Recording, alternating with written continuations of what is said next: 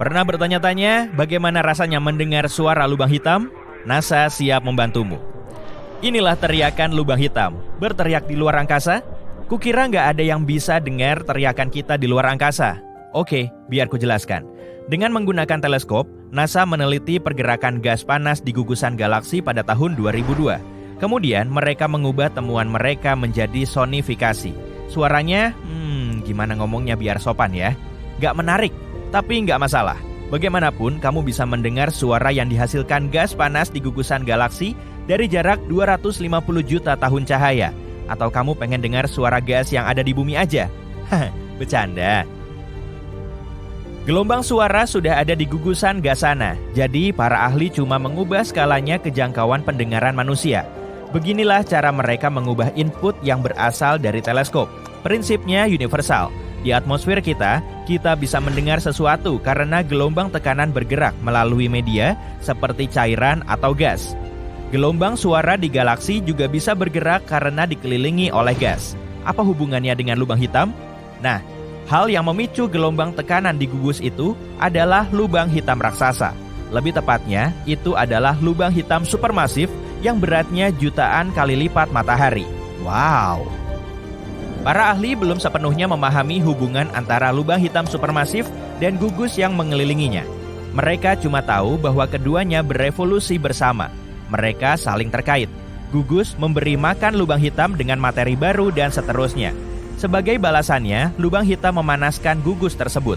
Cuma itu yang kita tahu. Tapi ini bikin aku bertanya-tanya, seberapa besar lubang hitam terbesar itu? Ada 4 jenis lubang hitam, yaitu bintang, menengah, supermasif, dan miniatur. Secara alami yang terbesar termasuk dalam kategori supermasif. Lubang hitam terbesar di alam semesta yang kita telah temukan sejauh ini berukuran sekitar 66 miliar kali lebih besar dari matahari. Itu salah satu objek paling terang di alam semesta. Para astronom terus memindai luar angkasa dan menemukan lubang hitam baru. Tapi pernahkah kamu bertanya-tanya kapan lubang hitam pertama ditemukan? Itu ditemukan oleh peneliti yang berbeda secara independen pada tahun 1971.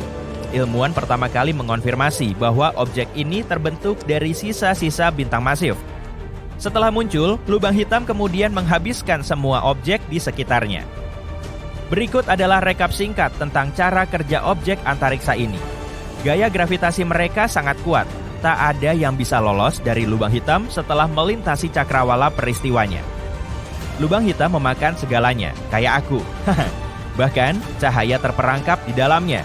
Yang lebih keren dan menakutkan adalah hukum ruang dan waktu terdistorsi di sana. Kalau jatuh ke lubang hitam, kamu akan menyadari waktu melambat di sana. Einstein menjelaskan hal ini dalam teori relativitas umumnya yang terkenal. Dalam istilah yang amat sangat mendasar, waktu dipengaruhi seberapa cepat kamu bergerak dengan kecepatan ekstrim. NASA telah menemukan lubang hitam yang berkembang pesat, tapi jangan khawatir, dunia kita tak dalam bahaya. Lubang hitam ini telah berada di depan mata para astronom selama ini. Itu berada di wilayah bidang langit yang dipelajari dengan baik. Para astronom mengatakan lubang ini terbentuk 750 juta tahun setelah Big Bang. Itu tuh kelahiran alam semesta kita. Jadi kenapa lubang hitam begitu terang? Nah, itu agak ironis. Saat menjelaskan fenomena luar angkasa ini, aku bilang lubang hitam sangat padat sehingga cahaya pun terperangkap di sana.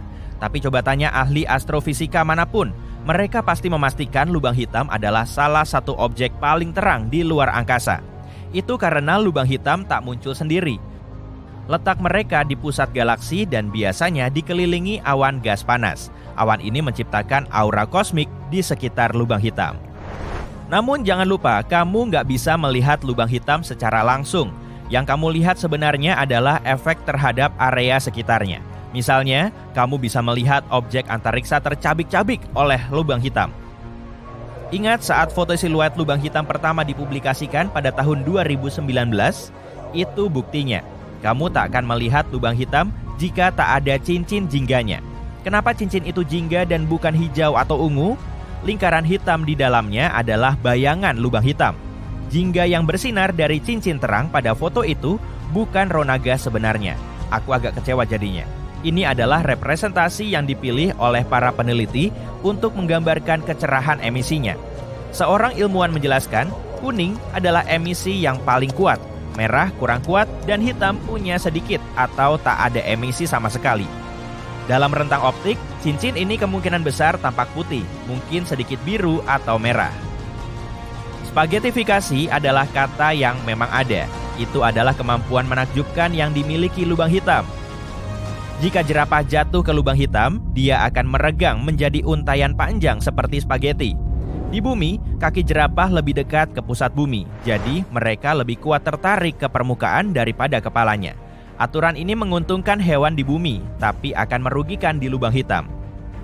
Di dalam lubang hitam ada gravitasi ekstrem. Makin dekat kaki jerapah ke pusat lubang hitam, makin besar tarikan gravitasi yang meregangkannya. Dan makin dekat ke tengah, makin cepat kakinya bergerak. Tapi bagian atas tubuh jerapah akan lebih jauh, jadi dia tak akan bergerak ke tengah secepat kakinya. Dan spagetifikasi pun terjadi. Boleh tambahin bakso nggak? Nggak? Oke. Satu-satunya perbedaan antara lubang hitam dan matahari kita adalah bagian tengah lubang hitam terbuat dari materi yang sangat padat. Materi itu memberi lubang hitam medan gravitasi kuat yang bisa menjebak segalanya, termasuk cahaya. Inilah sebabnya kita nggak bisa melihat lubang hitam. Kamu tahu nggak? Secara teoritis, kamu bisa mengubah apapun menjadi lubang hitam. Misalnya, kalau kamu mengecilkan matahari hingga diameternya 6 km. Kamu akan mengompresi materi di dalamnya menjadi sangat kecil. Ini akan membuatnya sangat padat, sehingga bintang kita akan berubah menjadi lubang hitam. Kamu bisa melakukan hal yang sama dengan planet atau bahkan tubuhmu sendiri. Apa ada sesuatu yang disebut lubang putih atau itu cuma mitos? Lubang putih ada dalam teori. Secara teoritis, sifatnya berlawanan dengan lubang hitam. Tak ada yang bisa memasukinya. Fisikawan menganggap lubang hitam dan putih sebagai yin dan yang atau dua sisi dari mata uang yang sama. Bagi mereka, lubang putih terlihat persis seperti lubang hitam yang mengeluarkan berbagai materi. Namun, keberadaan lubang putih belum terbukti. Bagaimana dengan lubang cacing? Ada begitu banyak film tentang lubang hitam dan lubang cacing. Seberapa nyata atau fiksinya film-film ini? Beberapa orang meyakini lubang hitam berfungsi seperti lubang cacing. Kamu masuk ke dalam dan keluar di bagian lain alam semesta. Karena kita masih harus banyak belajar dan menemukan tentang fisika, tak ada yang bisa membuktikan teori ini salah atau benar. Astrofisika mengatakan, kita perlu punya teori solid yang menyatukan relativitas umum dengan mekanika kuantum. Lubang hitam adalah salah satu struktur terbesar di alam semesta, tapi mungkin ada spesimen kecil lain. Massa lubang hitam terkecil yang kita ketahui cuma 3 kali lebih besar dari matahari kita. Ternyata lubang hitam bisa menghilang. Stephen Hawking mengembangkan teori radiasi Hawking. Menurutnya, radiasi menurunkan massa dan energi rotasi lubang hitam. Dan akhirnya mereka menguap. Namun proses ini terjadi sangat lambat, kecuali kita membahas tentang lubang hitam kecil.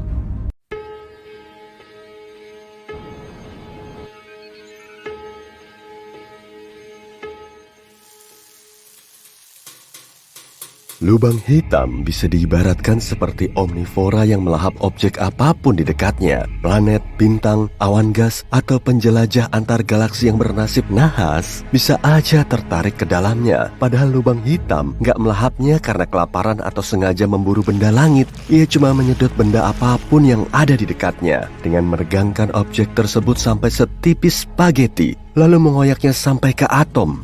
Lubang hitam adalah materi besar yang dikemas dalam paket super kecil.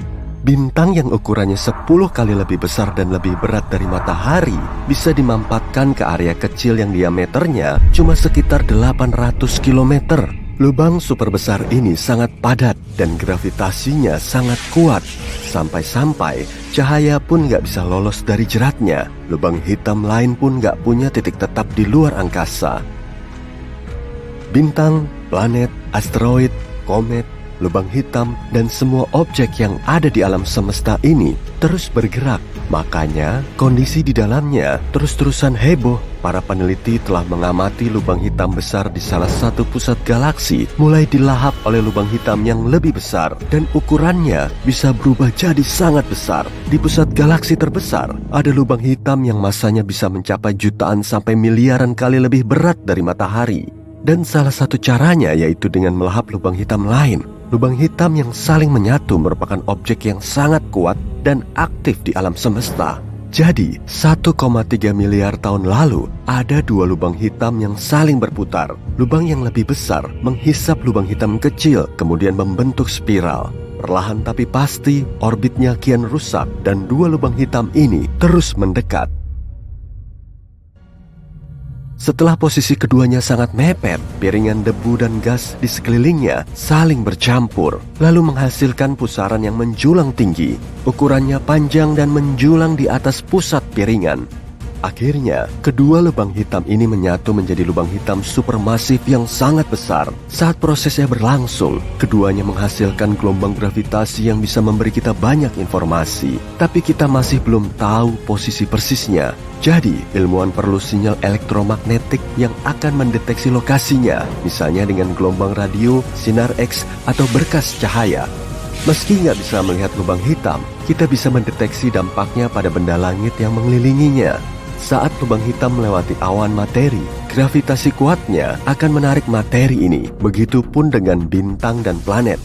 Materi yang tersedot akan berakselerasi sehingga geraknya menjadi super ngebut dan terus memanas. Lalu, lubang hitam mulai memancarkan sinar X yang tersebar ke sekitarnya. Energi sinar X akan mempengaruhi lingkungannya dan bisa memicu pertumbuhan bintang baru. Kemudian, boom! Bintang saling bertabrakan dan menghasilkan ledakan energi dahsyat. Ini menjadi salah satu ledakan paling dahsyat setelah Big Bang. Selama sepersekian detik, tabrakan ini memancarkan ledakan energi yang jumlahnya lebih banyak dari total seluruh bintang yang terlihat di alam semesta. Lubang hitam memang bisa membesar, tapi nggak selalu begitu skenarionya. Bobot lubang hitam bintang bisa seberat matahari, meskipun ukurannya sangat kecil. Salah satunya telah ditemukan oleh para saintis pada tahun 2009, sejauh 10.000 tahun cahaya dari kita, dan diameternya cuma 19,3 km. Meski dikenal dengan sifat destruktifnya, lubang hitam hanyalah sumber gaya gravitasi biasa, mirip bintang. Artinya, benda langit lain bisa aja mengelilinginya, asalkan gerakannya cukup ngebut. Semisal ada lubang hitam yang masanya seberat matahari, maka kecepatan benda langit lain harus setara dengan laju yang diperlukan untuk mengelilingi matahari. Itu pun kalau jaraknya sama. Menurut teorinya sih begitu, tapi kenyataannya planet nggak benar-benar mengorbit lubang hitam. Lubang hitam yang masanya hampir seberat matahari kebanyakan berasal dari serpihan bintang raksasa yang kehabisan bahan bakar nuklir lalu meledak dan menghasilkan lubang hitam. Semua planet di sekitarnya kemungkinan gak akan bertahan. Tapi 30 tahun yang lalu, ilmuwan menemukan planet pertama di luar tata surya kita. Planet ini berada di sekitar pulsar yang juga berasal dari sisa supernova. Kita nggak tahu persis gimana prosesnya hingga planet ini bisa bertahan dari ledakan bintang induk. Kemungkinan planet tersebut baru muncul setelah terbentuk serpihan pasca ledakan. Para saintis juga mengusulkan teori kalau lubang hitam bisa berwujud lubang cacing alias terowongan menuju ke galaksi lain. Jadi bisa dibilang lubang hitam nggak menghancurkan objek yang telah ditelannya, tapi mengirimnya ke tempat lain. Menurut teori ini, objek yang masuk dan keluar lubang hitam akan meninggalkan terowongan melewati sisi lain lubang hitam, yaitu lubang putih. Wujud lubang ini memang mirip dengan lubang pendampingnya karena punya materi serupa yang berputar-putar. Di situ juga mungkin ada cincin gas dan debu yang mengelilingi horizon peristiwa. Di titik inilah semua objek yang masuk ke lubang hitam gak akan bisa kembali lagi. Gak seperti lubang hitam, lubang putih justru akan membiarkan cahaya dan semua materi melewatinya. Tapi semua materi itu gak akan bisa memasuki portal yang sama. Sekitar 50 tahun yang lalu, Stephen Hawking mengamati kalau lubang hitam bisa membocorkan energi. Kemudian, para ilmuwan mulai ngembangin teori yang nyebutin kalau lubang putih bisa terbentuk dari lubang hitam. Mereka belum bisa ngejelasin proses hilangnya lubang hitam, tapi dalam skenario ini, lubang hitam bisa terus mengecil hingga gravitasinya sangat lemah dan gak bisa lagi menelan objek lain. Kemudian lubang hitam ini berubah menjadi lubang putih, yang masanya cuma seringan satu helai rambut manusia. Meski proses yang gak sedramatis lubang hitam, lubang ini tetap menyimpan misteri terkait semua benda langit yang telah ditelannya. Namun pada akhirnya, misteri ini akan tersingkap juga saat ukurannya terus membesar hingga mendominasi alam semesta. Sifat lubang putih kebalikan dari lubang hitam yang suka menelan materi di dekatnya. Lubang ini mirip seperti ledakan Big Bang saat alam semesta terus mengembang. Kemudian terbentuklah objek baru. Kalaupun hal ini memang terjadi, prosesnya mungkin akan berlangsung triliunan tahun dari sekarang. Kendalanya juga ada. Meskipun lubang putih akan terbentuk di ruang angkasa, kemungkinan besar gak akan bertahan lama. Objek yang keluar akan bertabrakan dengan materi di dalam orbit. Jadi, seluruh sistemnya akan runtuh dan menjadi lubang hitam lagi karena proses ini terjadi setelah ledakan supernova. Bintang, asteroid, komet, galaksi, planet, dan semua benda langit yang terlihat menempati 5% dari alam semesta kita. Sekitar 25%-nya kemungkinan berupa materi gelap. Objek misterius ini nggak bisa kita lihat, tapi kita asumsikan ada karena semua yang ada di alam semesta bergerak sesuai gravitasinya. Materi gelap ini seperti jaring laba-laba yang menampung seluruh galaksi dengan gerak cepatnya. Kembaran jahatnya disebut antimateri. Partikel antimateri seperti kebalikan dari materi, punya massa yang sama tapi muatan listrik berlainan. Saat bertabrakan, antimateri memusnahkan materi biasa sehingga menghasilkan energi murni. Materi gelap mungkin telah membuat alam semesta ini berkembang lebih cepat. Salah satu teori terbaru juga menyatakan kalau materi gelap telah menyebabkan dinosaurus punah oleh asteroid besar. Alam semesta tidak punya pusat, tapi galaksi punya. Bumi mengelilingi pusat Bima Sakti setiap 250 juta tahun sekali. Meskipun nggak berbentuk lurus, orbitnya masih bisa kita prediksi. Setiap 60 juta tahun, kita melewati area padat yang disebut piringan galaksi. Saat itulah kepunahan massal dalam sejarah planet kita bisa terlacak, termasuk asteroid yang menyebabkan dinosaurus punah sekitar 66 juta tahun yang lalu. Profesor Rampino dari New York University mengatakan materi gelap punya gravitasi yang bisa melontarkan benda langit terdekat ke jalur bumi saat planet kita memasuki piringan galaksi. Artinya, asteroid dan komet yang biasanya jauh akan terlempar ke planet kita. Sejauh yang kita tahu, objek terbesar di alam semesta adalah tembok besar Hercules Corona Borealis. Gugus galaksi ini sepanjang 10 miliar tahun cahaya dan disatukan oleh gaya gravitasi. Galaksi elips terbesar di alam semesta yaitu IC1101 yang berdiameter 4 juta tahun cahaya. Sedangkan galaksi terkecilnya, Segway 2, berdiameter lebih dari 220 tahun cahaya. Rupanya cukup buram dan di dalamnya cuma ada 1000 bintang. Sedangkan galaksi kita punya 100 miliar bintang yang mengorbit di sekitarnya. Oh, kencangkan sabuk pengamanmu. Kita bakal pergi ke tempat paling aneh di alam semesta kita dan kamu bakal lihat fenomena paling misterius yang belum pernah dilihat orang-orang. Baru-baru ini, para astronom menemukan bahwa lubang hitam supermasif di pusat galaksi Bima Sakti mungkin bocor. Tapi apa dampaknya? Kemungkinan lubang hitam ini yang disebut Sagittarius A Star yang masanya 4,1 juta kali massa matahari kita bukanlah lubang hitam raksasa tidur seperti perkiraan dulu, melainkan mungkin masih aktif. Dan kebocoran yang dicatat oleh para ilmuwan mungkin adalah cegukan lubang hitam saat menelan awan gas. Hei, aku juga sering cegukan. Selama penelitian, tim astronom menggunakan teleskop luar angkasa Hubble yang membantu mereka menemukan jet yang tampak mirip obor las. Jet itu mendorong awan hidrogen di pusat galaksi kita. Jet itu seolah memuntahkan gas seperti selang yang diarahkan ke tumpukan pasir. Hal ini sering terjadi di sekitar lubang hitam aktif lain yang dikelilingi oleh materi yang ditarik oleh tarikan gravitasi besarnya. Beberapa materi ini ditarik ke dalam lubang hitam, tapi sebagian kecilnya tersapu keluar oleh medan magnet yang kuat. Penelitian menunjukkan saat terlalu dekat dengan lubang hitam supermasif kita, awan gas raksasa bakal tertelan. Lalu, lubang itu menyerdawakan semburan kecil materi. Gelembung Fermi mungkin merupakan hasil dari serdawa yang terjadi sekitar 2-4 juta tahun lalu. Namun, baru-baru ini para ilmuwan menemukan gelembung gas panas raksasa bersinar lain. Gelembung itu sejajar dengan jet yang membentang sepanjang 35 tahun cahaya atau lebih dari lubang hitam supermasif. Para astronom menduga jet itu bisa saja menabrak gelembung gas ini dan menggembungkannya. Nah, mari kita kunjungi tempat menakjubkan lainnya di alam semesta kita. Tapi hati-hati, beberapa di antaranya sangat berbahaya. Misalnya bintang neutron berputar bernama pulsar Black Widow ini. Sama seperti nama laba-labanya, pulsar ini mengunyah pasangannya, bintang kate coklat yang ringan. Makin banyak bahan yang dikonsumsi pulsar ini, makin lambat putarannya. Energi yang hilang dari bintang neutron dalam proses tersebut menyebabkan bintang pengiringnya menyusut. Jika memang ada, pasta nuklir adalah materi terkuat di seluruh alam semesta. Pasta ini terbentuk dari sisa-sisa bintang yang padam.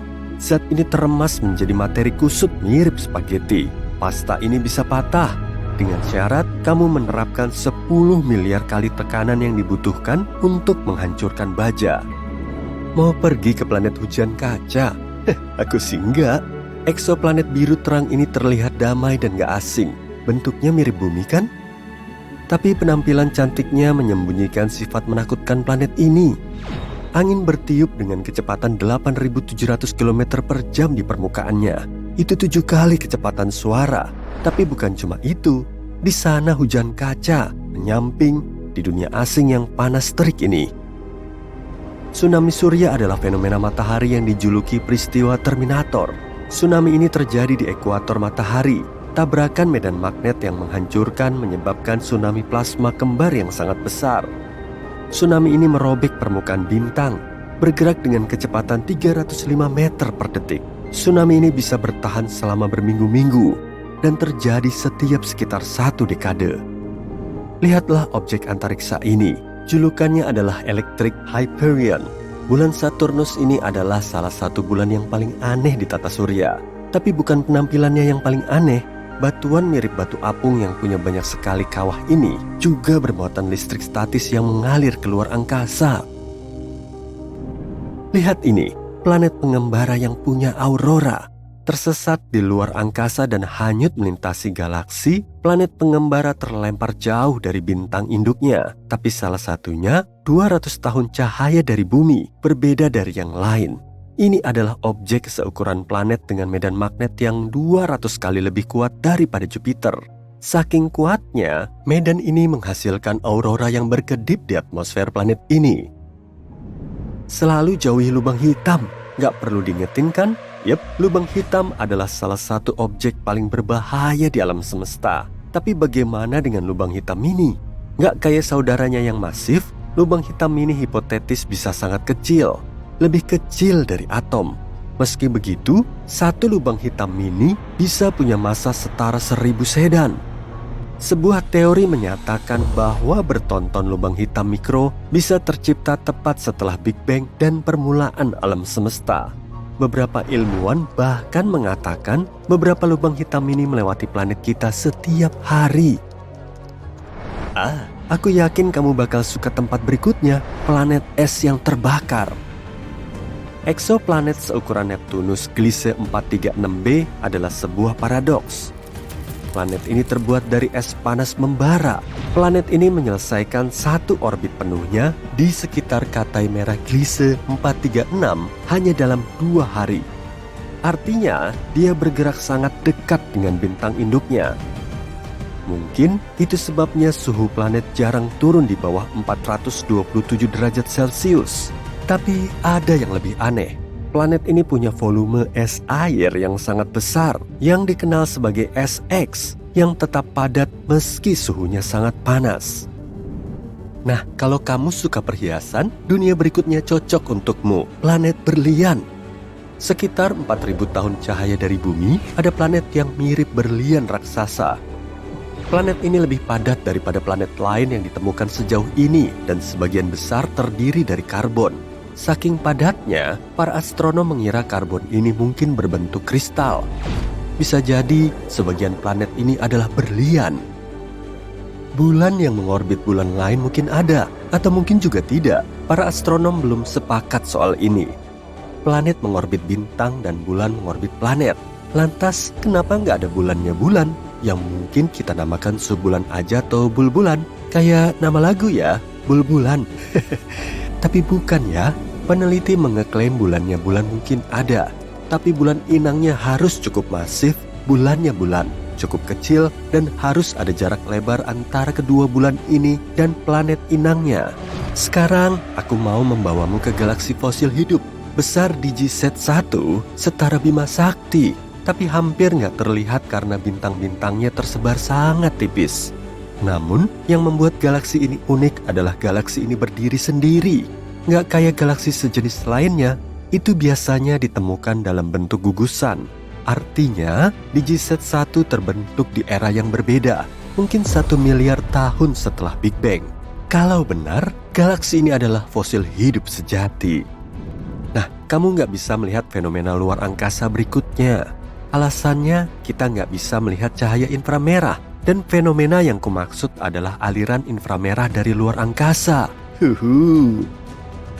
Bintang neutron adalah inti runtuhan bintang raksasa yang sangat padat. Mereka biasanya memancarkan sinar X atau gelombang radio. Namun, pada tahun 2018, para astronom menemukan aliran cahaya inframerah yang aneh. Sepertinya itu berasal dari bintang neutron yang jaraknya 800 tahun cahaya dari bumi. Sinyal ini mungkin dihasilkan oleh piringan debu yang mengelilingi bintang itu, tapi teori ini belum terbukti. Di belakang orbit Neptunus terletak sabuk Kuiper yang misterius, dipenuhi objek-objek es yang sangat besar. Namun, hal yang paling unik tentang pembentukan formasi objek antariksa ini adalah para ilmuwan tak bisa menjelaskan pola pergerakannya. Satu-satunya penjelasan yang mereka punya adalah Neptunus mungkin menyembunyikan sebuah planet raksasa dari pandangan kita. Planet hipotetis ini telah dinamai planet 9, dan yang harus kita lakukan hanyalah menunggu sampai keberadaannya dikonfirmasi. Atau mungkin enggak. Mari kunjungi bintang kita, tapi jangan terlalu dekat ya, karena atmosfer matahari lebih panas daripada permukaannya. Di permukaan, suhunya mencapai 5.500 derajat Celcius. Sementara atmosfer bagian atasnya mencapai jutaan derajat. Para ilmuwan menduga semburan panas yang eksplosif dari matahari mungkin ada hubungannya dengan fenomena unik ini. Objek antariksa ini juga layak dikunjungi. Haumea, sebuah planet kata yang mengorbit di sabuk Kuiper, punya bentuk memanjang yang aneh dan 2 bulan. Hari di planet ini berlangsung selama 4 jam, menjadikannya objek besar yang berputar paling cepat di tata surya. Namun, hal paling misterius tentang Haumea adalah planet ini punya cincin tipis lebar 64 km yang mengelilinginya. Keren ya?